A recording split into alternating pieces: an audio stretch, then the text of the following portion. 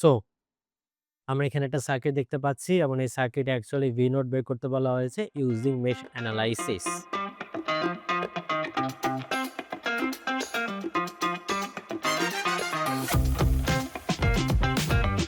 এখন আমরা যদি সার্কিটটা সলভ করি মেশ অ্যানালাইসিস এর মাধ্যমে, আমরা কি করব? এখানে ৩ টি ইন্ডিভিজুয়াল লুপ আছে। আমরা প্রত্যেকটা লুপে হচ্ছে একটা করে কারেন্ট হচ্ছে আমরা অ্যাসাইন করে দিব।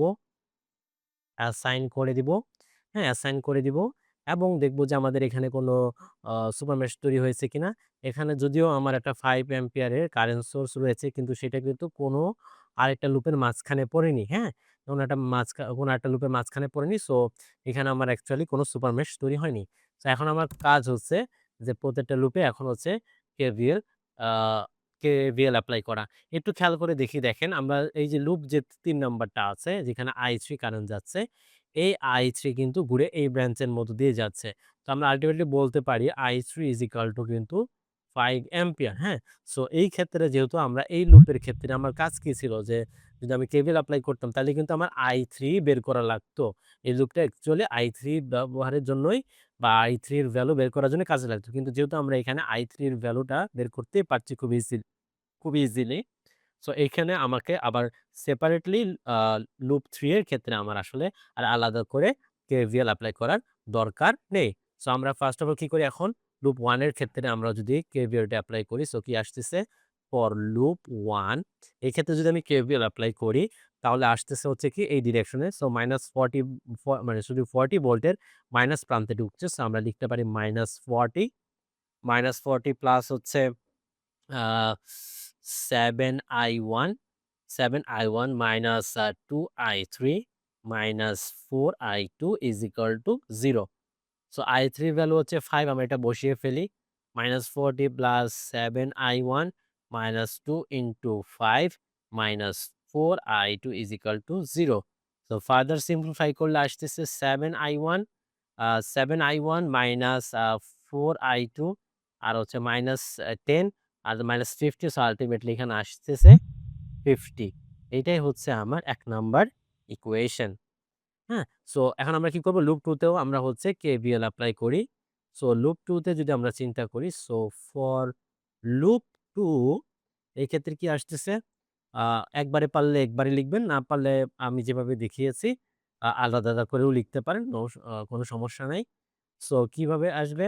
সো আসবে হচ্ছে 12I2 মাইনাস হচ্ছে 4I1 minus 20 is equal to 0. So ultimately কি আসতেছে? -4I1 plus 12I2 is equal to 20. So এইটা হচ্ছে আমার ইকুয়েশন 2. সো আমরা এখন কি করতে পারি? যদি আমরা এই ২ টা ইকুয়েশন আমরা যদি ক্যালকুলেটরের মাধ্যমে সলভ করি তাহলেই কিন্তু আমরা I1 এবং I2 এর ভ্যালুগুলা কিন্তু পেয়ে যাব। সো আমরা এখন ক্যালকুলেটরের সাহায্য নেই। ক্যালকুলেটরের সাহায্য নেওয়ার পর দেখা যাচ্ছে I1 এর ভ্যালু আসতেছে হচ্ছে আ 10 অ্যাম্পিয়ার এবং I2 এর ভ্যালু আসছে 5 অ্যাম্পিয়ার। ঠিক আছে? সো আমরা বের করে ফেললাম। এখন আমাদের বের করতে বলা হয়েছে V0 V0 টা কি অ্যাকচুয়ালি এই পয়েন্টের যে বা এই নোডের ভোল্টেজটা বলছে V1 with respect to what? With respect to this node that means ground. So ultimately V0 হচ্ছে আমরা বলতে পারি আল্টিমেটলি V0 হচ্ছে কি? আল্টিমেটলি V0 হচ্ছে এই ৪ ওহমের অ্যাক্রস এর যে ভোল্টেজটা সেটাই। সো কিভাবে বের করা যাবে? Voltage equals to current into resistance. So আমরা যদি V0 বলি V0 is equals to resistance into এখন কারেন্ট। এখন আমি দেখি যে এই রেজিস্ট্যান্স এর মধ্যে কিন্তু ২ টা কারেন্ট যাচ্ছে। তো একটা হচ্ছে I1 একটা হচ্ছে I2। সো আমরা আগে দেখি যে এই যে প্লাস মাইনাস যে আমি V0 লিখেছি, এই প্লাস এর মধ্যে কোন কারেন্টটা অ্যাকচুয়ালি আমার পজিটিভ দিকে এন্ট্রি নিচ্ছে সেটা আমি আগে চিন্তা করি। তো সেটা যদি আমি চিন্তা করি দেখেন I1 টাই কিন্তু আগে এন্ট্রি নিচ্ছে। এটা যদি আমরা চিন্তা করি I1 টাই কিন্তু এন্ট্রি নিচ্ছে। দ্যাট মিনস I1 এর ডিরেকশনটা হচ্ছে এই দিক। যেটা অ্যাকচুয়ালি পজিটিভ দিকে এন্ট্রি নিচ্ছে। হ্যাঁ? আর I2 এর ডিরেকশনটা হচ্ছে উল্টা দিকে।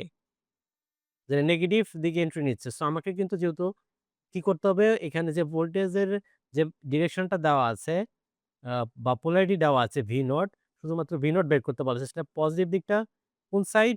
এই সাইডে আছে। সেই সাইডে কোন কারেন্ট ঢুকছে? I1 সেটাকে আগে লিখতে হবে। বাদবাকি যেটা সেটা মাইনাস দিয়ে লিখে দিবেন। কারণ সে তো আর পজিটিভ দিকে ঢুকছে না। সো এরকম। সো আমরা I1 এবং I2 এর ভ্যালু জানি। I1 হচ্ছে 10 আর মাইনাস I2 হচ্ছে 5। সো এখানে আসবে 5 into 4 that means 20 so 20 volt. So আমরা কিন্তু V নট এর ভ্যালু পেয়ে গেলাম। এই তো।